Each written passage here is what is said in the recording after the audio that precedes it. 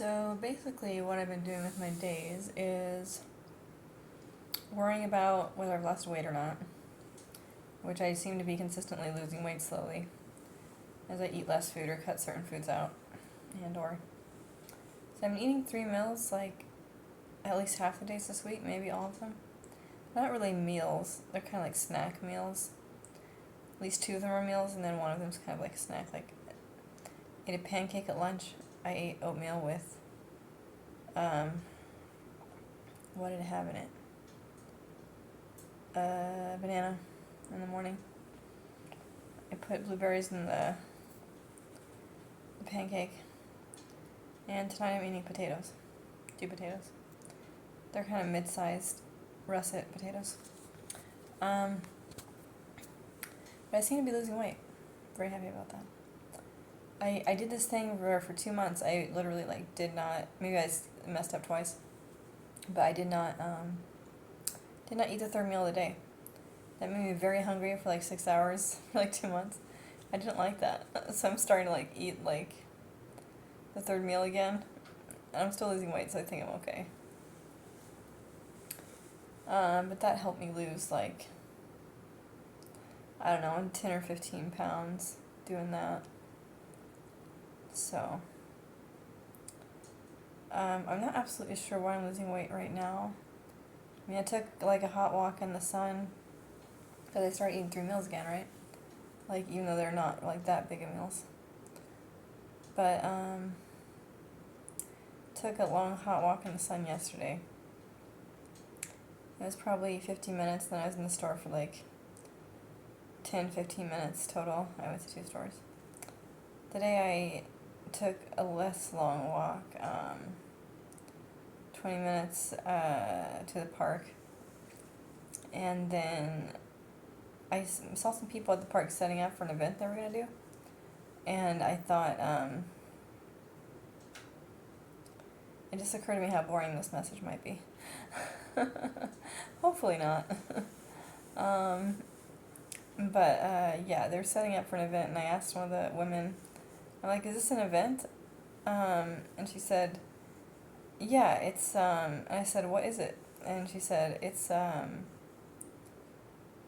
back to school, event, getting the kids ready to go back to school thing, I imagine, because it's not go back to school for college, that's not a thing.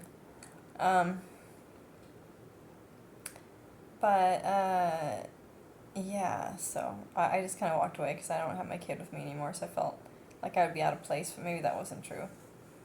But I also felt when I checked into it, with my intuition, i.e. psychic abilities, I don't know if I really have those or not, but I have intuition. But it's about the future, so that maybe I call that psychic, but my medical doctor would probably just call it mental illness. But that I wouldn't really enjoy the situation that I would get myself into there. So I skipped out on it. I don't know if I should have gone or not, but from that information that I got from myself and the energy around the situation, I thought, this isn't going to be something I'll enjoy. So I did not go. I'd like to do something semi-social, I don't know how you make something semi-social. It's either social or it's not. Well, you can sit and be by yourself at a social event. That's semi-social, I guess. I'd like to do social things, but everything I keep coming across that I could do that's social, I get a bad gut feeling about. I'm not supposed to do it. So I guess I'm supposed to be by myself right now in life. Is what it is. But I feel very lonely. I feel very lonely in life, yeah. I sang some songs earlier on Bigo live for about 45 minutes. I watched a lot of YouTube. That was mostly boring, but I'm kind of starting to see it from the outside instead of being sucked into it. I think I've said that before, but yeah, this video is me making another attempt not to get on YouTube, and I don't really mindlessly scroll, but get sucked into it, I get sucked into it. Yeah, so one of my roommates and me are talking a little bit more because we just seem to run into each other in the kitchen all the time. Today we ran into each other in the laundry area because he said that um,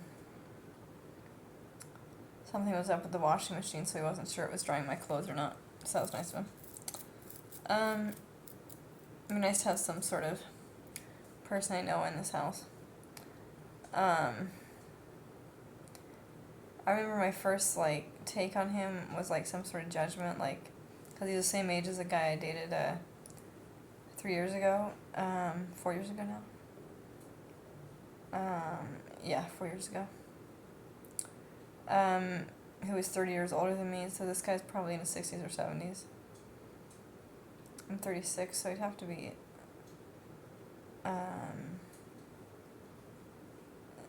now I feel paralyzed, like I can't do the math because you guys are watching me or something. But it would have to be 66.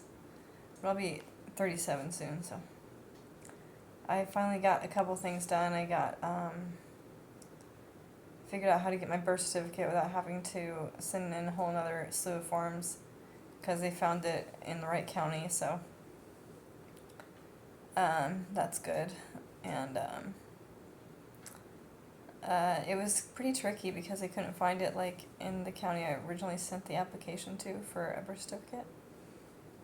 So I kind of had to do this, like, detective work to figure out, like, how to get a birth certificate without, you know, it was just to happen to be that I connected the dots, like, okay, the wrong county, then the wrong county. Okay, but I didn't realize my birth certificate was from a different county. So, my brother sent me a picture of the birth certificate, and which had the wrong county on it, but this was not particularly a related detail. But anyway, so it ended up being in a different county. So I called that county and I explained that it was a delayed registration of birth. The guy was able to find it. I gave him the year as well that it was filed. And then I got another call from him like a week out, like the woman who had been looking couldn't find the birth certificate. And then I told her the year, and then I told her it was delayed again. So she was able to find it, and they sent it out, so it should be here soon. Then I can get a new driver's license. Not that I can afford a car right now. But I'm not sure I'm safe to drive anyway because I get dizzy at random. This wasn't happening, like, I don't know if it really happens when I'm sitting, but it's still like a little bit like when I turn my head, I get kind of a dizzy sensation, whereas when I'm walking or taking the bus, you know, that's a more safe situation. Because I don't really get that dizzy when I'm walking. I do get dizzy sometimes riding the bus, though. But then it's only, like, something that would harm me. It wouldn't harm other people unless I accidentally fell on someone and blacked out, you know. But, yeah, so those are the fears. I watched this thing on YouTube where, like, Jesus was talking to, I don't know if I want to tell this whole story. It's kind of a long story. I'm not into it. Anyways, this is a synopsis of what my day has been and, like, what my life's been looking like. So, I'm happier than I was a month ago, I'll say that. It seems like every month I get a little happier. So that's good.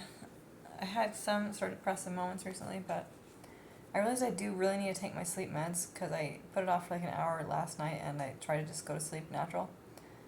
And then I felt like the mental illness like creeping up in my head, like just like stuff I couldn't do anything about, and I would start to ruminate because I couldn't help it. And that used to be so painful. But taking the sleep med makes it so that like I just pass out like within 45 minutes of taking the thing. So, yeah, that's pretty good. It's usually actually quicker than that. It's usually like 10, 30 minutes, 20 minutes. I do miss my hometown, Missoula, Montana. That's where I grew up. I think it's probably changed a lot. When I visited back in April of 2024, I could tell just like the feeling of the city had changed, you know. Not that the city was ever like really that, you know, grand. I wanted to leave it since I was in high school, but it's just I really miss it. And I couldn't stay there because I had set my probation in Texas, and I don't really know how to leave because I don't know if I can trust someone long distance to get a place to live there. And I tried to call like an old landlord, and I tried to call an old friend, but they like, the landlord wasn't like completely opposed to the idea, but I didn't really have enough money to stay at the only property they had open at the time. But I did kind of leave them unannounced, and it would make sense if they didn't want to rent to me anymore, which is what her back and forth talking about how I might not want to live there was about. Cause I dated the guy next door, and that's part of the reason I left Montana, because he yelled at me through his wall, and it really scared me. It put me back on PTSD when I was just starting to feel okay. Yeah, so then I left Montana within a couple weeks of that incident. So, I was also afraid of my ex, who was 30 years older than me, who I dated before him. They were both about 30 years older than me. I kind of go for older men a lot, but I'm trying to kick that habit because I'm not sure it's healthy for me. Just because I feel like there's some superiority complex they play on me. They think they know more just because they've been on the planet longer, and that's just not how it really works. They don't know more about my life or what I need, at least. They might know more about their life or seen more events than me, but that doesn't make them smarter. Yeah, so I was afraid of that person. His name was Paul, and there was a guy named Bill. But, yeah, so. And then I just felt like the city wasn't welcoming me anymore. No one wanted me there. And it was something I felt like they were out to hurt me or something. A lot of people in that city, but that's something I thought when I was going through a psychotic break, in 2023. But, yeah, I just left, and I left 4 months early, according to what my intuition was telling me to do, and God, which I shouldn't have done, because 4 months later I got put in jail. So if I had gone at the time I was supposed to, I probably wouldn't have gotten put in jail. But I can't do anything about that now. I have to do probation, and had to stay in jail for a little over a year and 4 months. I was at a mental hospital for 3 or 4 months of it, though. So the actual jail stay was about a month.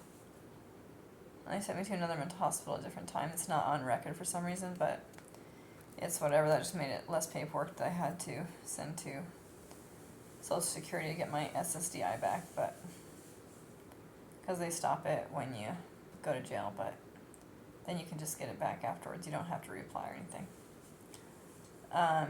But they had forgotten to stop it, so I had some money built up when I left. And so that's how I was able to get to Montana. And I was able to find a place once I got back to Texas. And then I just didn't know what to tell Social Security, because I realized that they made an oversight after some calls. And so I was just they might take the money away if I call them early, So I ended up being homeless for a couple weeks after the money ran out. And I now owe the previous landlord $300 something, which sucks. Not the owing, but just having let someone down,